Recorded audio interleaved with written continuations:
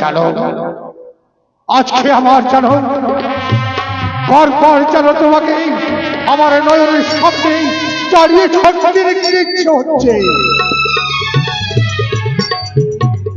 তবে চলো আমরা দুইজন মিলে সেই দেবীর চরণে পুষ্পাঞ্জলি দিয়ে আমরা বিশ্রাম পক্ষে বিশ্রাম করি না।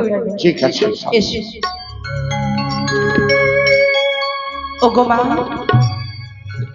আজ তুমি আমাদের ঘরে বিরাজমান। ওই আমরা কি দিয়ে জীব মাগো, কি আছে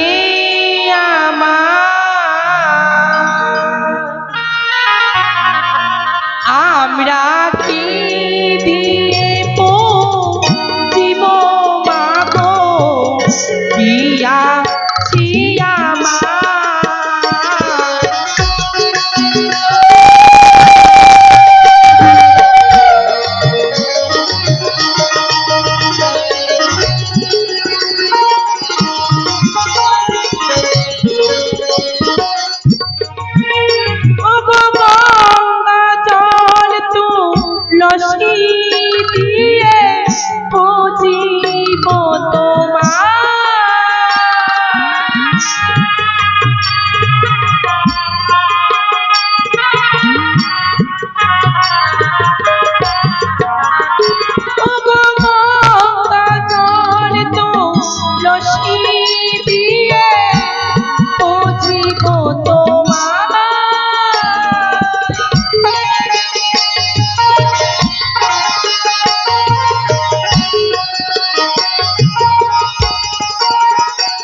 আমরা কি জীব মাগো, কি আছে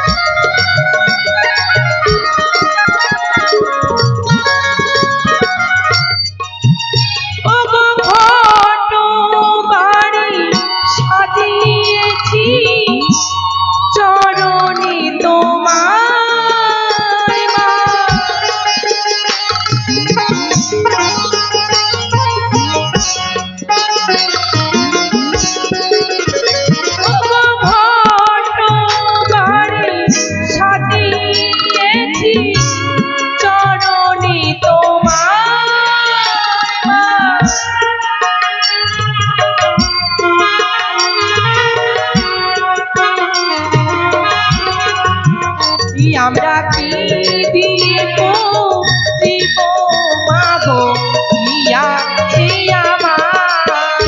আমরা কি দিয়ে জীব মাগো, কি আছে আমরা কি দিয়ে জীব মাগো, কি আছে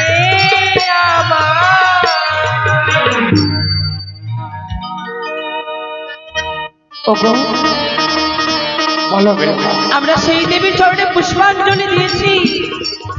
এবার চলো আমরা সুন্দর করে আমাদের স্বর্ণ পালকে আমরা বিশ্রাম করি না কেন। এই হচ্ছে আমার সুবর্ণ সুযোগ, তাই এই সুবর্ণ সুযোগে আমায় কর্ম সফল করতে হবে। আর বিলম্ব নয়, আমার এই সুযোগকে পরিত্যাগ করে দিয়ে ছুটে যাব আমি উজানি নগরে রাজপ্রাসাদে। আজ মেনকা বেনারী মহা আনন্দে পুজো করেছে, তাই সন্তান সন্ততির লালায়িত এক এক করে 6টি সন্তান নেই তার কন্যা সন্তান।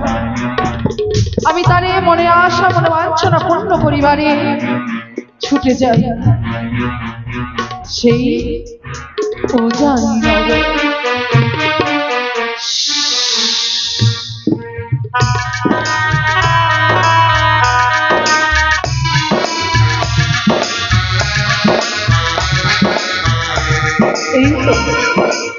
আজ দেখি বাচস্পতি আর মেনকা রানী মহা আনন্দে গভীর নিদ্রায় আচ্ছন্ন ক্লান্ত হয়ে পড়েছি।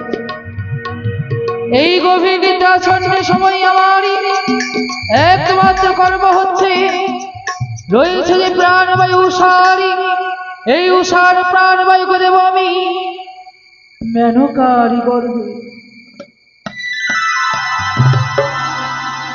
তাই আমি এই উষাকে এই মেনকারি গর্ভে প্রদান করি।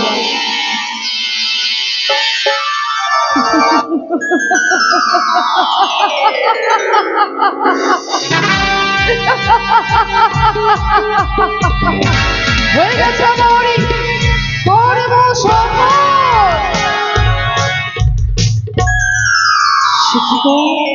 মেনকা প্রভাত হয়ে গেছে। আজ আমি যেন অমর করে আচ্ছা কেন কেমন আমার যেন মনে হয় গো। কি বলছো? না জানি আবার আমি পুনরায় মা হতে চলেছি।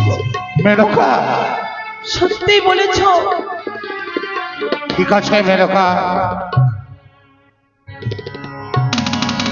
ওগো, তাই যখন আমি আবার পুনরায় মা হতে চলেছি, তাই আমি ঠাকুরের কাছে প্রার্থনা করিব,